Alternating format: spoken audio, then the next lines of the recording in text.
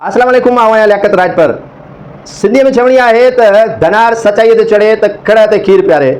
धनार सचाई खड़ ऐं खीर मूं मिसाल छो ॾिनो उन ते आउं तव्हांखे सम्झायां थो। आई जी सिंध वरी पहिरियां Larkana high court circuit bench तलब कयो। गौलाम नबी मेमण जेको आई जी सिंध आहे उहो SSP जे दौर में बदजुस्तो हो।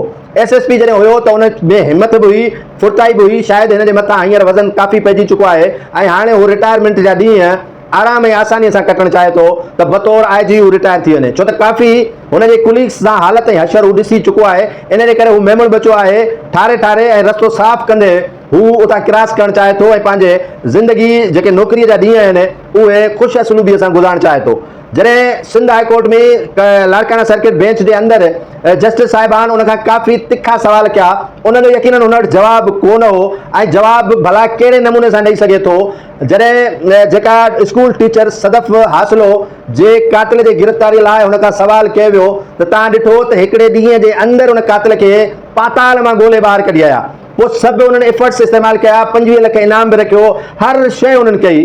तव्हां इन मां अंदाज़ो सिंधी माण्हू ॼाणे सघो था त पुलिस सचाईअ ते पए त कातिल उन्हनि खां फरार नथो थी सघे। उज़ैर बलोच जहिड़ो या खोड़ सारा दहशतगर्द जेके MQM ऐं ॿियनि लिसानी तंज़ीमुनि सां तालिक़ रखंदड़ आहिनि, उन्हनि खे कॾहिं ईरानी बॉर्डर तां गिरफ़्तार कयो वञे थो त कॾहिं चमन बॉर्डर तां उन्हनि खे गिरफ़्तार कयो वञे थो, कॾहिं अफ़गानिस्तान फरार थींदे उन्हनि खे गिरफ़्तार कयो वञे थो।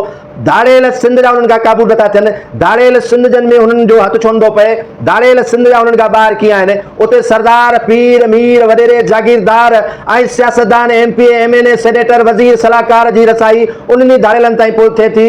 उन्हनि जे भूंगियुनि में वञी आराम कनि था, उन्हनि जे भूंगियुनि में उन्हनि ताईं पहुचनि था, उन्हनि धाड़ेलनि सां डील करे वापसि अचो वञनि। उन्हनि जो धाड़ेल इस्तक़बाल कनि था, धाड़ेल उन्हनि खे प्रोटोकॉल ॾियनि था। वरी पुलिस जेका करोड़ रुपए न पर अरबे रुपया बजट वठे थी ऐं इन्हनि धाड़ेलनि जे सफ़ाई करण जे लाइ, पर अलाए छो उन्हनि धाड़ेलनि ताईं पुलिस नथी पहुची सघे। पुलिस में उहे बि मुख़बर IG ग़ुलाम नबी मेमण साहब वेठा आहिनि जिन खे तव्हां सालनि खां साल हिलायो नथा। उहे हेड मुहर्रिर आहिनि, SI आहिनि, उहे पुराणा पुलिस जा जेके कांस्टेबल आहिनि, उन्हनि जो हिकिड़ो वॾो नेटवर्क आहे, उहो बि तव्हां टोड़े न सघिया हो। तव्हां वटि हर शइ मौजूदु आहे जेकॾहिं तव्हां उन नेटवर्क खे ख़तमु करणु चाहियो त, लेकिन तव्हां खां उहो नेटवर्क ख़तमु इन जे करे नथो थिए त तव्हांजे मथां बासर सियासतदान वॾेरा जागीरदार ऐं मुख़्तलिफ़ जेके पोस्टुनि ते वेठल आहिनि उहे उन्हनि धाड़ेलनि जा सरपरस्त ऐं सरपरस्त आला आहिनि।